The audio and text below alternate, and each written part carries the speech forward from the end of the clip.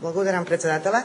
Почитувани колеги, верувам ќе се согласиме сите заедно дека овој наш законски предлог представува дефинитивно позитивен предлог кој е неопходен, кој е потребен за една огромна популација граѓани во Република Македонија, тоа се студентите кои после стапувањето на власт на ВМРО-ДПМН ги има во се поголем број и токму од тие причини, тоа е една причина плюс, ние тоа не го негираме, иако неколку репликанти го повторија, на зголемениот број на студенти потребно име да им ги олесниме начините на студирање и на преживување.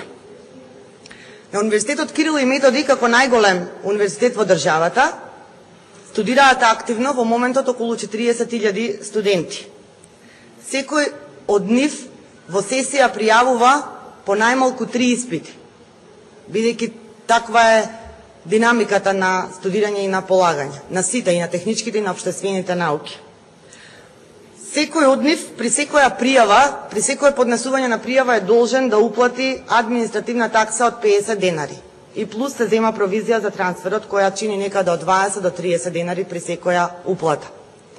Тоа значи дека минимум треба да плати 150 до 200 денари минимум, ако од прва ги положува сите испити, секој студент, плюс за секој поднесок што му е потребен на факултетот, од органите на факултетот или универзитетот, било каква потврда, барање, заверка на семестрални листови и така натаму, потребно е плюс уште по 50 денари.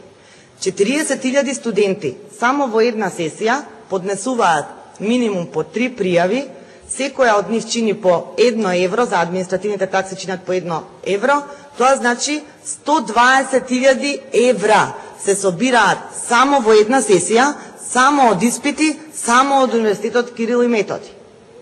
Дајте да не ја негираме вредноста на оваа сума која што се плаќа за административни такси само во една сесија и која државата ја прибира само од Универзитетот Кирил и Методи. Некој рече дека тоа биле 1000 денари годишно и дека тоа била мала сума и дека 50 денари плюс наплатата за провизија за трансферот не е значително нешто што го оптеретува студентот. Па секој ден гледаме по медиумите дека има луѓе кои преживуваат еден ден со 60 денари. Денот ги чини за живот 60 денари. Зошто е тогаш проблем да им ја намалиме оваа давачка на студентите? Се обида колегата Спасиновски да дискутира правно и да дава правни аргументи за тоа дека нашиот предлог не чинал. Ние имаме, колеги, 20 исклучоци во законот. Пред овој исклучок ние да ви го предложиме. Сите тие се неуставни.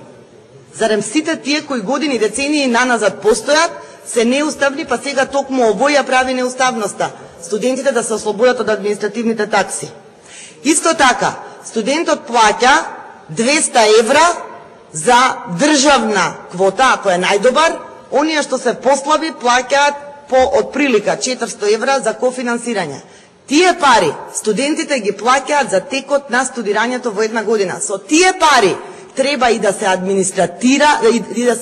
администрира нивното досие и да се води грижа за досието, за студирањето, за пријавите, за испитите на тој студент.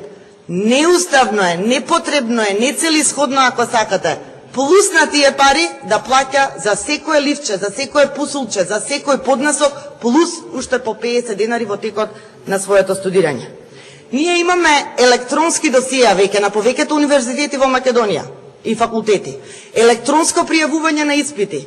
Ако веќе се е тоа компјутеризирано, зошто ги плаќаат овие 50 денари? За кого? Каков труд всушност плаќаат или надоме студентите ако пријавувањето иде електронски на испит, ако заверката на семестар иде електронски, ако досието му се води електронски од страна на професорите и на деканатот? Зошто? На кого? И имајте предвид една работа, колеги.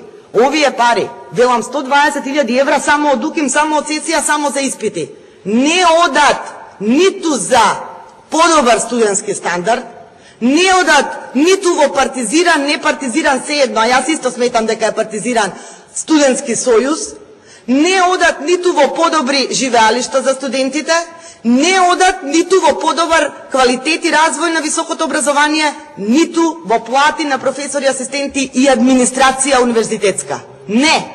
Тие одат во дупка, во буџетска дупка, со која после се пополнуваат некакви празнини резултирани од лошите економски политики на оваа влада. Сите овие причини претпоставувам дека се доволни аргументи за вас да кажете дека законов никому не штети. Никому не штети, напротив, ќе дадеме придонес за студентската популација.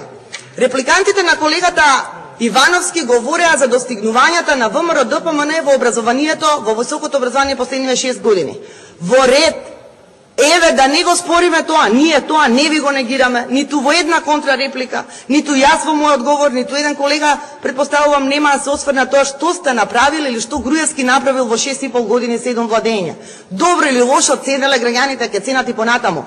Ако сте правеле добро и ако секогаш сте имале добра намера, зошто тогаш ова да не се прифати? Кои се причините? Некој од колегите на Комисијата за образование, сега колегата Спасеновски се повлече, инаку на Комисија за образование беше кажано дека е тоа незначителна сума пари, дека е назначена, небитна е. И нормално е да ви го поставиме прашањето. Ако е ова според вас незначителен трошок за студентот, за неговото семејство, тогаш е многу нормално да предпоставиме дека е уште понезначителен за една влада. И ако 50 на денари, некој вели, ние велиме дека се 80, со се провизијата во банка што се плаќа. Вие велите не била 80-60 била. Седно, од 60 до 80 денари, ако тоа не представува големо оптеретување за буџетот на семејството, па какво оптеретување тогаш за буџетот на државата? Никакво. Кои се тогаш аргументите ова да не го прифатиме и да не им го лесниме на студентите уште повеќе студирањето, бидејќи сметате до некаде сте им го лесниле овие 6,5 години, кажа колегата Ромео колку сега подобро се студирало отколку во негово време кога тој студирал, еве ако е тоа неспорно, не може уште малку да отидеме кон леснувањето, уште малку да им подобриме, бидејќи економската состојба сега во државава вкупна е многу полоша од времето кога јас и вие сме студирале. Бидејќи е полошо, нормално е повеќе да им дадеме на загрозените граѓани, конкретно на категоријата студенти за која ние зборуваме. Нема аргумент, нема причина. Овие се политичките. За правните 20 претходно алинеи наведени во истиот член. 20 исклучувања за плаќање на административни такси. Ги наброја дел од нив колегата Спасеновски, меѓутоа не наброја дека и за наука се ослободува плаќање на такса. Во тој истиот член. Зошто не и за високо образование? Каква е таа противуставно? Сега баш, сега кога ВМРО ДПМН е на власт, сега кога опозицијата предлага позитивно нешто за подобрување на состојбите, одеднаш гледаме неуставно, а претходните 20 исклучувања биле уставни. И во ваше време носени, и во време на Социјалдемократски сојуз. Се било уставно, во овој момент не може. Колеги, не држат аргументите, ни правните, ни политичките. Апсолутно им е потребно на студентите да им помогнеме. Дали ние тоа ќе го крстиме, вие ќе велите дека е мал придонес. Ние велиме голем, не е важно. Ајде заедничка, ако е мал, уште повеќе имате аргументи за да го изгласате. Јас сосема ќе завршам околу тоа. И председателот на комисијата во своето излагање рече самиот, некој ќе си го толкува како голем, некој ќе си го толкува како мал трошок. Јас ќе зборувам сега за придонесот, што ние како парламент ќе го направиме во ова општество.